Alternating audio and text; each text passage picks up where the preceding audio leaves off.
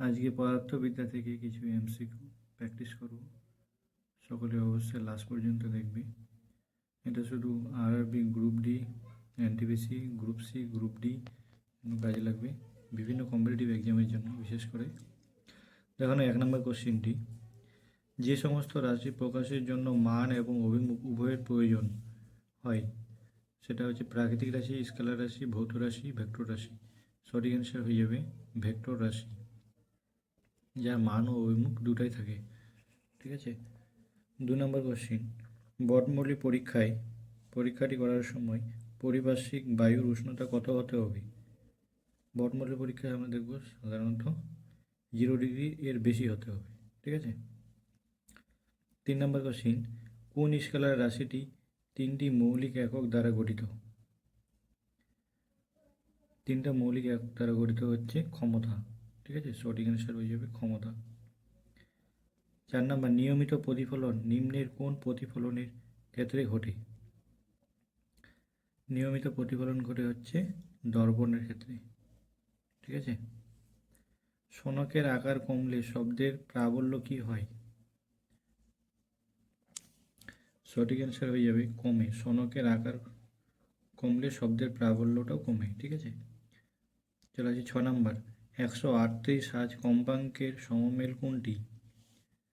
সঠিক অ্যান্সার হয়ে যাবে 276 হার্জ। ঠিক আছে।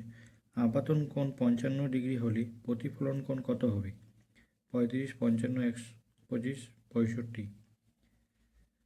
আপাতন কোণ যদি 55 হয় তাহলে প্রতিফলন কোণও হচ্ছে 55 হবে। ঠিক আছে। দেখো, 80 নিউটন বল এবং 20 কেজি ভর বিশিষ্ট বস্তুর উপর ক্রিয়া করে যে ত্বরণ উৎপন্ন হয় তার মান কত? এটা হচ্ছে একটা ম্যাথ দেওয়া। আমরা কি জানি, force equal to mass into ত্বরণ। ঠিক আছে। তাহলে এখান থেকে আমাদেরকে ত্বরণ বের করতে হবে। তাহলে ফোর্স বাই মাস, তা ফোর্স কত দেওয়া আছে 80। ঠিক আছে। আর এখানে হচ্ছে 50, 2 দিয়ে, তাহলে এখানে হলো 4। ঠিক আছে। তাহলে 4 সেমি হয়ে যাবে সঠিক answer, 4 metre per second square. ঠিক আছে। 9 নম্বর কোশ্চিন, নিচের কোন আকাশে শিশির উৎপন্ন হয় না? কোন আকাশে শিশির উৎপন্ন হয় না? অল্প মেঘাচ্ছন্ন আকাশ, মেঘযুক্ত আকাশ, বেশি মেঘাচ্ছন্ন আকাশ।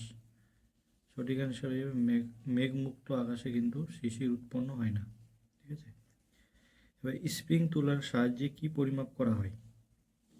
সঠিক অ্যান্সার হয়ে যাবে ভর পরিমাপ করা হয় কিন্তু স্প্রিং তুলার যন্ত্রের সাহায্যে। ঠিক আছে।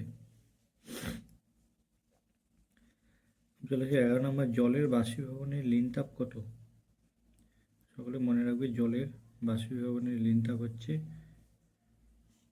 কত দেওয়া আছে, 543, 437, 80, 586 ক্যালোরিগ্রাম। তাহলে জলের বাষ্পীভবনের লিন তাপ হচ্ছে 80 ক্যালোরি পার গ্রাম। ঠিক আছে। চলে আসে 12 নম্বর কোশ্চেন, সমবেগে গতিশীল বস্তুর সময় দূরত্ব লেখচিত্র কোনটি? ঠিক আছে। অপশন এতে আছে বেগের লেখচিত্রটা আছে, এদিকে হচ্ছে সময় আর এদিকে হচ্ছে বেগ। ঠিক আছে। আর এখানে বি আছে, এদিকে বেগ আর এদিকে সময়। বেগ আর সময় কিন্তু একই হবে। ঠিক আছে। তাহলে অপশন এ হয়ে যাবে সঠিক অ্যান্সার। 13 নম্বর কোশ্চিন, নিউটনের কোন সূত্রকে জাড্রের সূত্র বলা হয়? প্রথম, দ্বিতীয়, তৃতীয়, সবগুলি। নিউটনের কোন সূত্রকে? প্রথম সূত্রকে হচ্ছে জাড্রের সূত্র বলা হয়। এবার 14 নম্বর কোশ্চিন, অবাধে পতনশীল বস্তুর গতিশক্তি ও স্থিতিশক্তির যোগফল হয় কত হবে? যোগফল হচ্ছে ক্রমশ বাড়তে থাকে, ক্রমশ কমতে থাকে, প্রথমে কমে তারপর বাড়ে, সবসময় ধ্রুবক থাকে। তাহলে এটা সবসময় কিন্তু ধ্রুবক থাকবে। ঠিক আছে। কোনটি দ্বিতীয় শ্রেণীর লিভার? সঠিক অ্যান্সার হয়ে যাবে জাতি কিন্তু দ্বিতীয় শ্রেণীর লিভার। 16 নম্বর কোশ্চিন, বায়ুর সাপেক্ষে কাজের প্রতিসরাঙ্ক কত? সঠিক অ্যান্সার হয়ে যাবে 1.5। নিজের কোণটি কোন অক্ষরটি দর্পণে পৃথকভাবে দেখবে? সঠিক অ্যান্সার হবে নিউটন। স্বরের মধ্যে সবচেয়ে কম কম্পাঙ্কযুক্ত সুরকে কি বলে? সঠিক অ্যান্সার হয়ে যাবে সমমেল। ঠিক আছে।